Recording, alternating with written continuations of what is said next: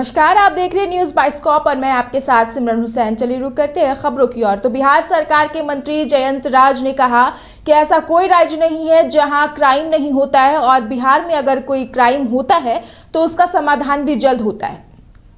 देखिए, बिहार को विशेष राज्य का दर्जा मिलना चाहिए। इसकी लगातार मांग की गई है। पहले भी हम लोगों ने मांग किया है, चूंकि इस बार जातिगत गणना हम लोगों ने पूरे बिहार में कराया था।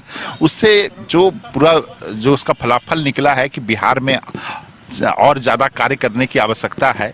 तो उस सारे कार्यों को करने के लिए बिहार में इसकी आवश्यकता होगी, पैसे की आवश्यकता होगी। तो जब तक बिहार को विशेष राज्य का दर्जा नहीं दिया जाएगा तो इस सारे काम को करने में बहुत समय लगेगा। और बिहार को विशेष राज्य का दर्जा केंद्र सरकार को जल्दी देना चाहिए। अगर दे देगा तो बिहार के 13 करोड़।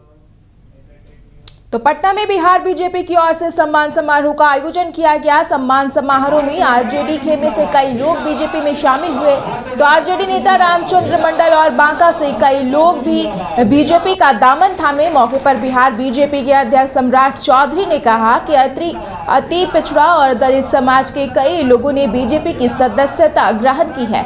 साथ ही सम्राट चौधरी ने सीएम नीतीश पर भी जोरदार हमला बोला। शराबबंदी पर सवाल उठाते हुए सम्राट चौधरी ने कहा कि पहले ब्लॉक में शराब बिकते थे, अब हाल में ये शराब की लाखों दुकान ही खुल गई है। आज अति पिछड़ा समाज से आने वाले पढ़े लिखे रामचंद्र प्रसाद जी भारतीय जनता पार्टी में जुट रहे हैं।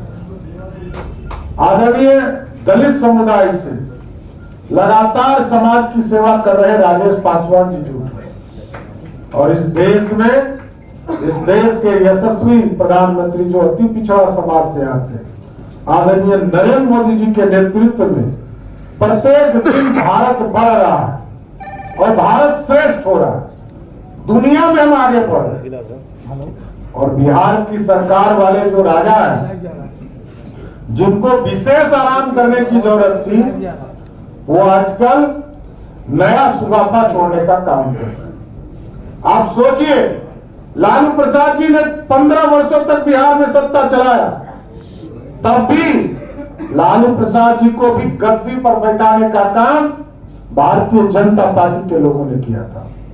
और नीतीश कुमार जी को भी एक बार नहीं 5 बार मुख्यमंत्री किसने बनाया?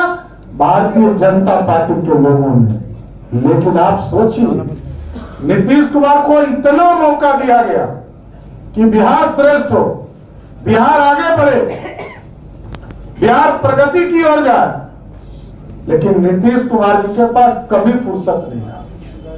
2005 से लेकर 2013 तक बिहार में आप कह सकते हैं कि सत्ता चलाने का काम किया गया।